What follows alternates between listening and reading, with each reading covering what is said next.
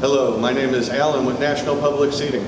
Today I'm going to give you an instructional demo on how to use our MTS12, our mobile table stool unit.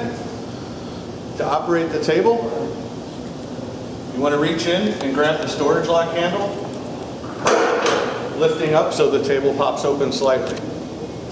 Placing your hands on top of the stools, take your foot and gently push out while pressing down and glide the table down to our TP position. From this position, take the down lock bar, lift the table slightly, lift the down lock bar, glide the table into the flat position. From here, to open the table, you'll grab both tops, lift up on the down lock bar, lift the table up into our TP positions. This TP position will allow for easier cleaning underneath the table.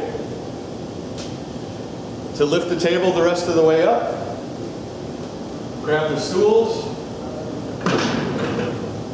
guide the table up to the almost closed position while grabbing the tops.